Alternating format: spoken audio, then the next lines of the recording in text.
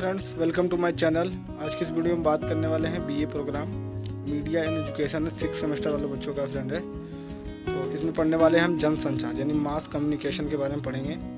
तो समझ लेते हैं जनसंचार का अर्थ क्या होता है। तो जनसंचार को अंग्रेजी में कम्युनिकेशन मास कहते हैं। जनसंचार दो शब्दों से मिलकर बना है, जन प्लस संचार। जन का अर्थ होता है जनता यानी लोग, और संचार का अर्थ है अपनी बातों को किसी माध्यम से पहुँचाना। ठीक है, अपने भावों को किसी माध्यम से पहुंचाना क्या कहलाता है? संचार कहलाता है। तो अपनी सूचनाओं को, बातों को किसी माध्यम के द्वारा एक से अधिक समूहों तक पहुंचाना जनसंचार कहलाता है। ठीक है, अपनी बातों को या अपनी सूचनाओं को एक या एक से अधिक संगठनों, समूहों को पहुंचाना क्या कहलाता है? जनसंचार कहलाता है। उदाहरण में देखते हैं इसके माध्यम क्या हैं, जैसे न्यूज़पेपर, रेडियो, टेलीविज़न, इंटरनेट और भी बहुत सारी चीज़ें। ठीक है, तो उपरोक्त सभी जनसंचार के माध्यम है, यानी जो ऊपर लिखे गए सारे माध्यम क्या है? जनसंचार के ही माध्यम है। चलो आगे बढ़ते हैं। तो जनसंचार की परिभाषा देख लेते हैं। जनसंचार वह प्रक्रिया है जिसके द्वारा एक या एक से अधिक जन समूहों या संगठनों को एक बार में ही सूचना की जानकारी को पहुंचाना क्या बोलते हैं? जनसंचार कहलाता है। ठीक है फ्रेंड, यानी एक बार में एक से अधिक लोगों को सूचना पहुँचाना क्या कहलाता है? जनसंचार कहलाता है। और टेलीविज़न भी हो सकता है, न्यूज़पेपर देख लो, किसी एक व्यक्ति को थोड़ी नहीं दिया जाता, कितने लोगों को पढ़ते हैं। तो एक से अधिक समूह क्या होता है? सूचना का पहुंचाने का माध्यम, इंटरनेट और भी बहुत सारी चीज़ें हैं। ठीक है, चार्ल्स आर राइट के अनुसार, कुछ वैज्ञानिकों के अनुसार जनसंचार की परिभाषा देख लेते हैं। तो सबसे पहले हम देखते हैं चार्ल्स आर राइट के अनुसार क्या है। जनसंचार एक ऐसा माध्यम है जो लोगों को सूचना पहुँचाता है। ठीक है फ्रेंड, आपको एक दो वैज्ञानिकों की परिभाषा देना जरूरी होता है। ठीक है, अगर आप दोगे तो बहुत अच्छा रहता है। तो चार्ल्स आर राइट के अनुसार, ठीक है, जनसंचार एक ऐसा माध्यम है जो लोगों को सूचना पहुंचाता है। सिंपल सी बात है। फिर है चार्ल्स आर के अनुसार जनसंचार का एक अर्थ सूचना है। देखने में तो सूचना ही है ना फ्रेंड, जनसंचार क्या है? एक सूचना ही है, यानी एक स्थान से दूसरे स्थान तक सूचना पहुँचाना ही क्या कहलाता है? जनसंचार कहलाता है। अब देखते हैं डॉक्टर अर्जुन तिवारी के अनुसार जन जन तक व्यापक रूप से अपने भावों को आदान प्रदान करने की प्रक्रिया क्या कहलाती है? जनसंचार। मैंने बहुत ही सिंपल लैंग्वेज में लिख रखा फ्रेंड, इससे भी डिफ़िकल्ट था लेकिन उसको मैंने अपने सरल लैंग्वेज में लिखा है ताकि आपको याद रहे, आप पेपर में अच्छे से लिख सकें। ठीक है फ्रेंड, तो क्योंकि हमारे पेपर में आपको 60 से 70% अपनी ही भाषा लिखनी पड़ती है, 20 या 30% फ्रेंड आप क्या करोगे? ठीक है, अगर आप याद किए रहोगे तो ज़्यादा से ज़्यादा 2 या 3 पेज याद लिख सकते हो, उससे ज़्यादा नहीं लिख सकते। लेकिन अगर आप उसको समझ के पढ़े रहोगे फ्रेंड, ठीक है, बस आपको क्या करना है, सब हेडिंग याद कर लेनी है और बाकी एक्सप्लेन अपने अंदर से करना होता है। ठीक है, अपने लैंग्वेज में, अपनी सरल भाषा में, ठीक है, टीचर को पहुंचाना होता है। ठीक है, हमें ज़रूरी नहीं कि हमें किताबी भाषा ही लिखनी है फ्रेंड। तो अगर आप समझोगे, ठीक है, इसलिए मैंने सरल लैंग्वेज में लिखा कि किसी को दिक्कत ना हो। तो आगे बढ़ते हैं। तो जनसंचार के माध्यम क्या है? वही बात आ गई, रेडियो, टेलीविज़न, समाचार पत्र, पत्रिकाएँ, पुस्तकें, इंटरनेट, सिनेमा। ठीक है, आपको क्या करना है, ऐसी सब हेडिंग बना देना, बाद में इसको एक्सप्लेन करता है। मैंने हर वीडियो में बोला है कि ऐसे आप हेडिंग बना देंगे तो टीचर को दिखेगा, और क्या करना बाद में उसको 2 लाइन में 4 लाइन में एक्सप्लेन करना है। ठीक है, तो मैंने रेडियो लिखा, तो अब रेडियो को एक्सप्लेन करते हैं। रेडियो जनसंचार का मजबूत माध्यम है, इसके द्वारा तुरंत लोगों तक सूचना या जानकारी पहुँचाया जाता है। ठीक है फ्रेंड, रेडियो मनोरंजन का साधन भी है। ठीक है, पहले, अभी तो बहुत सारी चीज़ें आ गई हैं साधन के, लेकिन पहले रेडियो ही था। लोग रेडियो के सामने बैठते थे, कोई भी खबरें होती थी देश दुनिया की, ठीक है, या फिर चुटकुल्ले, कहानियाँ, ये सारी क्या है, सूचना भी देता था, प्लस क्या करता था, मनोरंजन भी कराता था। तो रेडियो मनोरंजन और सूचना दोनों का साधन है। तो समझते हैं, सूचना पहुंचाने के साथ ये लोगों को मनोरंजन भी कराता है, जैसे फिल्मी गीत, नाटक, लोकगीत, कहानियाँ, चुटकुल्ले आदि। ठीक है, अब देखते हैं रेडियो महिलाओं का कार्यक्रम भी है। ठीक है, अब पहले देखो कि अब टीवी से पहले जब रेडियो आया था फ्रेंड, तो उसमें क्या था, महिलाओं के लिए अलग अलग जैसे कार्यक्रम प्रसारित होते थे, जैसे मेरी सहेली, खाना खजाना, जिसमें खाना वाना के बारे में बताया जाता था रेडियो में। तो कुछ महिलाएं क्या करती थी, रेडियो को सुनती थी और उसके अनुसार, ठीक है, खाना बनाने की प्रक्रिया करती थी। रेडियो सूचना मनोरंजन दोनों का साधन, जैसे मैंने अभी बताया। रेडियो लोगों तक या समूहों तक क्या करता है, सूचना भी देता है और मनोरंजन भी कराता है, ये दोनों का साधन है। अब देखते हैं टेलीविज़न के बारे में। देखिए फ्रेंड, मैंने रेडियो दिखा, थोड़ा सा एक्सप्लेन कर दिया, अब टेलीविज़न के बारे में पढ़ देंगे, फिर पुस्तक के बारे में पढ़ देंगे, फिर सिनेमा के, बस ऐसे ही तो करना होता है। ठीक है, तो अब टेलीविज़न का देखते हैं। टेलीविज़न जनसंचार का एक ऐसा माध्यम है, ठीक है, एक महत्वपूर्ण सशक्त माध्यम है। इसके माध्यम द्वारा हम सूचनाओं को देख तथा सुन भी सकते हैं। टीवी से क्या है, हम सूचना भी देखते भी हैं और क्या करते हैं, उसको सुनते भी हैं।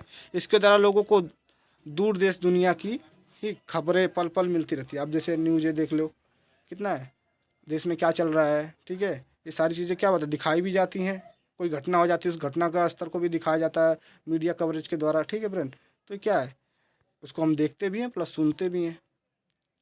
किसी घटना का तुरंत जानकारी, अगर कोई घटना घटित होती है फ्रेंड, तो देखते हो नहीं, मीडिया पहुंच जाती है, फिर वहाँ से आपको लाइव टेलीकास्ट करके दिखाया जाता है। तो टेलीविज़न एक माध्यम ऐसा है कि दर्शकों को विश्व की किसी भी घटना को तुरंत एवं सजीव रूप से देख सकते हैं, ठीक है फ्रेंड। विश्व के किसी भी, अब देख लो कि आप देखो कुछ क्षेत्रीय टेलीविज़न होते हैं, जो न्यूज़ होती है कुछ क्षेत्रीय होती है, कुछ इंटरनेशनल होती है, कुछ नेशनल होती है। तो ये सारी क्या हमें सूचनाएं तो दे रही हैं, हमें सूचनाएं तो मिल रहा है।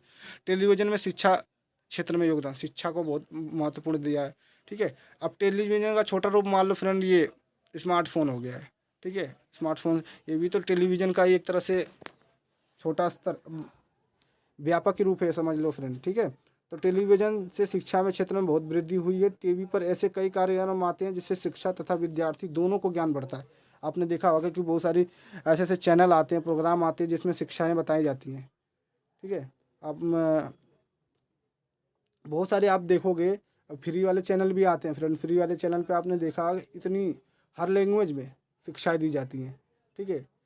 और उसमें एक अलग से उससे टीचर भी सीखते हैं, बच्चे तो सीखते हैं, और भी जो लोग पढ़ते नहीं हैं उन वो भी सीखते हैं, ठीक। औपचारिक लोग भी शिक्षा को सीखते हैं। तो विद्यार्थियों को दोनों को ज्ञान बढ़ता है। ऐसे चैनल हैं जो परीक्षा की तैयारी भी कराते हैं। कुछ ऐसे चैनल भी हैं जो शिक्षा की तैयारी भी कराते हैं, जैसे जेई नीट, ठीक है। और भी बहुत सारी एसएससी, ऐसी बहुत सारी जो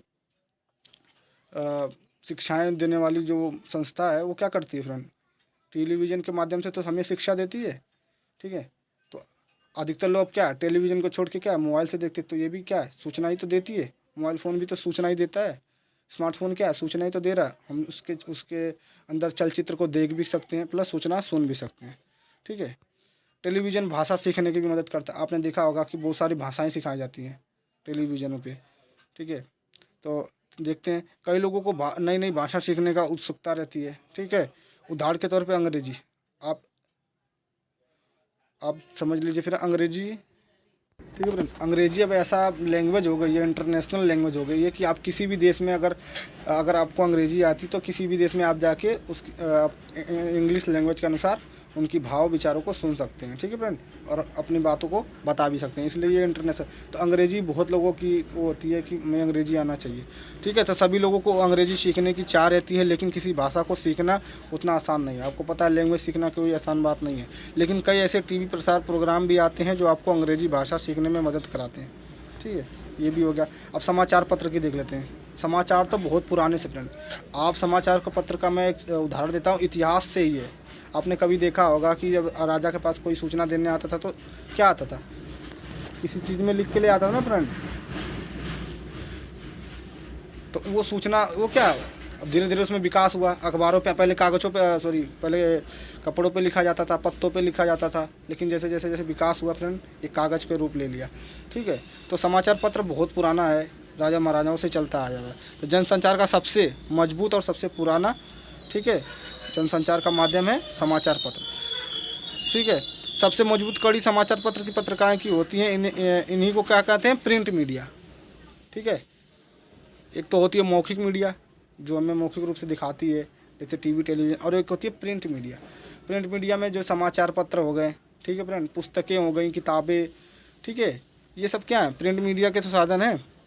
तो प्रिंट मीडिया देखो, तो कड़ी समाचार पत्र पत्रिकाएं होती हैं, इन्हीं को प्रिंट मीडिया कहा जाता है, ठीक है। प्रिंट मीडिया के 3 पहलू होते हैं, ठीक है। पहले किस तरीके से बनती है, तो समाचार को संकलित करना, यानी पहले सूचनाओं को क्या किया जाता है, इकट्ठा किया जाता है, फिर उन्हें क्या किया जाता है, संपादित यानी छापा जाता है, और फिर इसके बाद पत्रिकाओं और पुस्तकों को, यानी जो पत्र है या समाचार पत्र है या पत्रिका या कोई भी बुक है, उसका क्या कहता है, फिर लोगों तक, पाठक तक पहुंचाया जाता है किसी माध्यम के द्वारा, जैसे स्टोर हो गया, बुक हो गई, ठीक है, ऐसी जगहों पे। तो 3 ही कार्य तो होते हैं, पहले सूचना को इकट्ठा किया जाता है, जानकारी को इकट्ठा किया जाता है, फिर उसको क्या किया जाता है, छापा जाता है, चाहे पुस्तक के रूप में हो चाहे अखबार के रूप में, और फिर क्या किया जाता है, पाठकगण तक पहुंचाया जाता है किसी माध्यम के द्वारा। ठीक है, ऑनलाइन शॉपिंग के थ्रू आपको पहुंच सकता है। ठीक है, बुक स्टोर के माध्यम से पहुंच सकता है। तो ये सारी चीज़ें हैं। अब इसका इतिहास थोड़ा सा देख लेते हैं। भारत में प्रथम समाचार पत्र की शुरुआत सन 1780 में जेम्स अगस्ट हिक्की को मिला था। ठीक है, इन्होंने लाए थे। आपको पता होगा फ्रेंड, पहला भारतीय समाचार पत्र अंग्रेजी में 1816 में, क्योंकि पता अंग्रेज शासक थे। ठीक है, तो अंग्रेजी भाषा उस समय ज़्यादा थी। तो पहला भारतीय समाचार पत्र अंग्रेजी 1816 ईस्वी में कलकत्ता में छापा गया था। ठीक फ्रेंड, पूछ लेगा कि अंग्रेजी भाषा का जो पहला समाचार पत्र था कब छापा गया था, तो 1816 में। ठीक है, तो समाचार पत्र का विवरण देख लेते हैं, थोड़ा समाचार पत्र के बारे में थोड़ी और जानकारी लेते हैं। समाचार पत्र अथवा अखबार दोनों एक ही है ना फ्रेंड, समाचार और अखबार। एक होता है डिजिटल मीडिया की तरफ से आता है और एक प्रिंट मीडिया की तरफ से आता है। तो समाचार पत्र एक अखबार भी हो सकता है। तो अखबार समाज के और देश में हो रही घटनाओं को लोगों तक पहुँचाता है। ठीक फ्रेंड, इनमें मुख्यतः ताज़ी खबरें, खेल कूद, व्यक्तिगत, राजनीतिक, विज्ञापन आदि चीज़ें देखने को मिलती है। आपने देखा होगा ना, उसमें क्या रहता है, ताज़ी घटनाएं रहती हैं। जैसे कल कोई घटना छपी तो उसके बारे में क्या हो जाता है, अखबार में छप जाता है। या फिर किसी ने अच्छा प्रदर्शन खेल में किया तो उसका आ जाता है। कोई राजनीतिक गण में कोई जीता हारा उसके बारे में आ जाता है। ठीक है, विज्ञापनों का देखें आप, बहुत सारे विज्ञापन प्रचार किए जाते हैं, जैसे मेडिकल का हो गया। ठीक है, और सारी औषधियाँ वगैरह विज्ञापन इसमें छपे रहते हैं। की जानकारी सस्ते कागज़ पर छपी जाती है। अब आपको पता है अखबार कितना, 2 रुपये, ज़्यादा ज़्यादा 2 रुपये, 5 रुपये, 10 रुपये, इसके अंदर में आपको आ जाता है। ठीक है ना, ये सस्ता माध्यम भी है। और बाकी चीज़ें देखें इससे तो महंगी है, जैसे किताबें रख लो, इससे अधिक महंगी होती हैं। ठीक है, बहुत सारी चीज़ें। तो वर्तमान समय में भारत में निम्नलिखित अखबार छापे जाते हैं। आपको पता है अखबार छापने की बहुत सारे संस्था बन गई है, जैसे नव भारत टाइम। आपने कभी न कभार इस अखबार को पढ़ा भी होगा, नव भारत टाइम, अमर उजाला, दैनिक भास्कर, दैनिक जागरण, नई दुनिया। ठीक है, बहुत सारे ऐसे बहुत सारे हैं जो तो बंद हो गए, कुछ तो बंद हो गए फ्रेंड, कुछ अभी तक वर्तमान में चल भी रहे हैं। तो ये क्या है, अखबार सूचना पहुंचाने के माध्यम ही तो है। आगे देखते हैं इंटरनेट। ये तो फ्रेंड क्रांति ला दिया है। इंटरनेट वर्तमान समय में जनसंचार का सबसे नया और लोकप्रिय साधन है। लोग सबसे ज़्यादा इंटरनेट को पसंद करते हैं। ठीक है फ्रेंड, आप जो ये सूचना सुन रहे हैं, देख रहे हैं, वो इंटरनेट के माध्यम से सुन ही तो रहे हैं। तो इंटरनेट क्या होता है, दूर दराज से भी आप सूचनाओं को देख सकते हैं। एक ऐसा जनसंचार साधन है जिसमें सारे जनसंचार शामिल होते हैं। आप देख लीजिए, एक ऐसा मोबाइल है जिसमें सारी चीज़ें शामिल होती हैं। जैसे अखबार भी आपको इसमें मिल जाएगा, पुस्तक भी मिल जाएगी।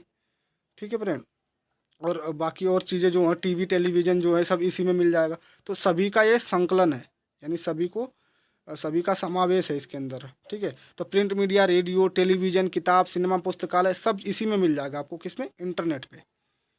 ठीक है फ्रेंड, ये सारे गुण इंटरनेट जनसंचार में शामिल होते हैं। इंटरनेट पर आप दुनिया के किसी भी कोने से छापे जाने वाले अखबार पत्रिकाओं को देख तथा सुन सकते हैं। सीधी सी बात है, आप चाहे तो अपने देश की खबरें सुन सकते हैं, विदेश की खबरें का पत्र भी पढ़ सकते हैं, उसकी पुस्तकें भी पढ़ सकते हैं।